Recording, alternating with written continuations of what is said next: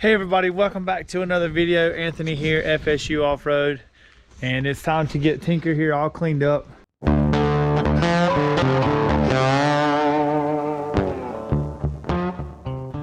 Well, spent a little bit of time and got Tink here all cleaned up. Underneath, inside, from the race, I mean, it was an absolute mess. And you may be wondering, you know, what happened at the race? Well, I found the problem. The crank position sensor had smashed up into the firewall. And if you look in here, I'll show you really quick. Now, if you look back in there, I mean, it is super close. So we spent some time. I actually took the PCM out, got it sent off, reflashed, because I thought the issue was just the computer and it wasn't reading the key, and I thought that's what it was. Turns out that's not the case.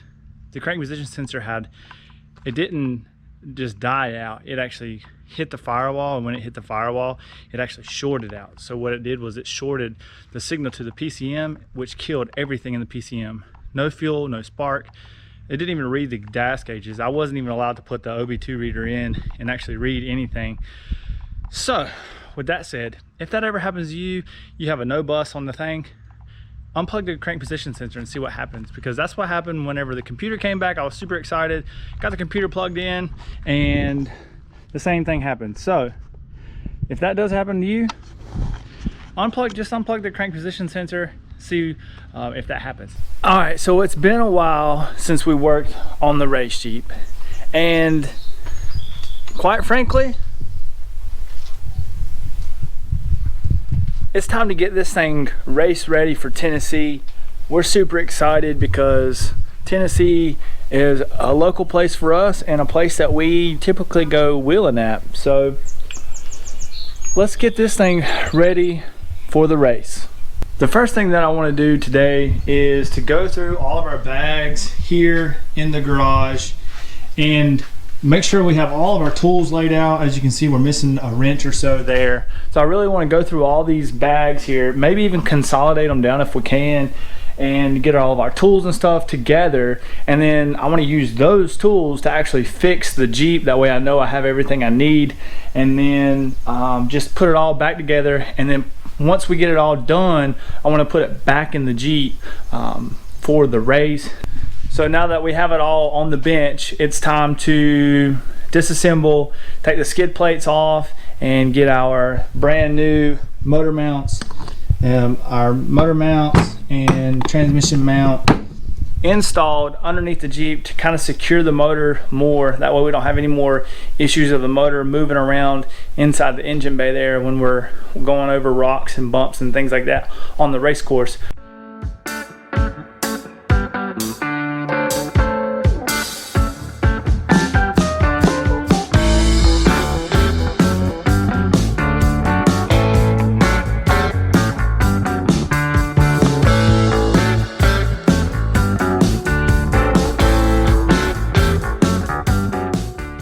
To show you the difference between a stock motor mount, which is a rubber bushing, and you can see if you look closely, there's a crack in that one, and that's going to cause a lot more vibrations and a lot more flexibility than this polyurethane bushing. These are a lot more stout. For racing applications and off-roading applications, it's going to be great. You're going to feel a little bit more of the motor vibrations, but the motor is going to be more secure inside the engine bay, which is what we're trying to achieve here. So I'm going to go ahead, get this all tightened up, button back into the Jeep, and then we'll move further back. Now that we got the motor mounts done, it's time to take out this cross member underneath here and put in a new transmission bushing as well. That way everything is nice and secure with the polyurethane over the rubber. That way there's minimal moving around of the actual drivetrain. So yeah, let's take out all these bolts, drop the skid plate, put in the new one on the transmission, put this thing back together.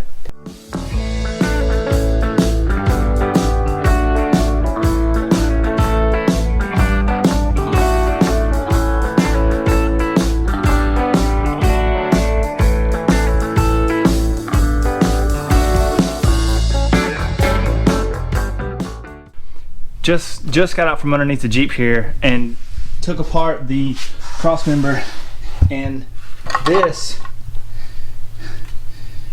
was probably the issue in the race. I mean, it is literally broken in pieces. So it's a good thing that we did go ahead and buy one of these and plan on replacing it.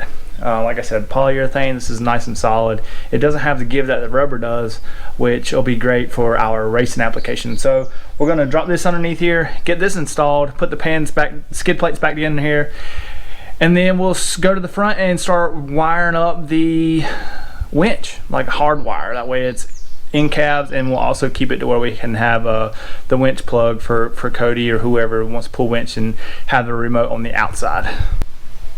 Now that we got the motor mounts done, the transmission mount done, the skid plates put back in there, it's time to take apart the winch here. Actually just the top electrical box here, run some wires into the cab on a toggle switch. That way we'll have winch controls inside as well as being able to plug on the outside. Okay, I went ahead and made like a little wiring harness for this, 2 for the control and 1 for the power switch.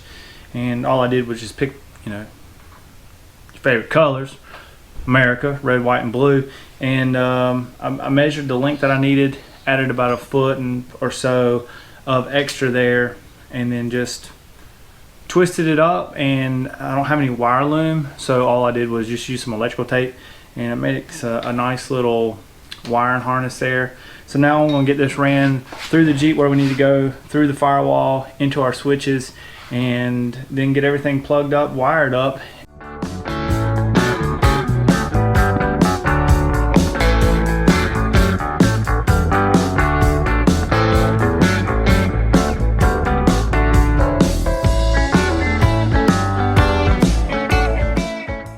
Maybe in the last section of the video you saw where I made a mistake. Unfortunately, I only ran 3 wires. For just a few seconds. Unfortunately, I ran 3 wires through the firewall, and if you notice on the winch, this is a 5-pin winch, you have to have the solenoid grounded for the relay. So, and that has to be grounded through the actual switch on the inside as well. So we're gonna get this switch grounded with the outpost to the actual solenoid on the winch, and then we'll add another wire inside that runs across through the firewall here on the back side over there to where our batteries connect, and we'll be able to use our power on and then in out power inside the cab. And you may have noticed that I put the winch power on the bottom and then the winch in and out on top. That's just because I want to have easy access to that if the door was closed or anything like that. Had to put my thinking cap on to get that grounded relay back to the solenoid here to get the winch working inside the cab. But as you see here, we got it all buttoned up. And then the best part is everything we were working on inside the cab works as well. So as you see here, there's no power on, and then we turn the power on and you can see and hear the winch moving up front, which is exactly what we wanted. And then we can also kill the power there, and that way it won't drain the battery. So now the next thing to do is just get all this stuff buttoned up inside here and get our tools put back in the Jeep and ready for the race next weekend. Alright, well that's going to conclude this video. I hope you like what you saw. Make sure you hit the like button, subscribe if you haven't already, and we'll see you guys on race day down in Tennessee at AOP for the Method Race Wheels Teardown in Tennessee 2021.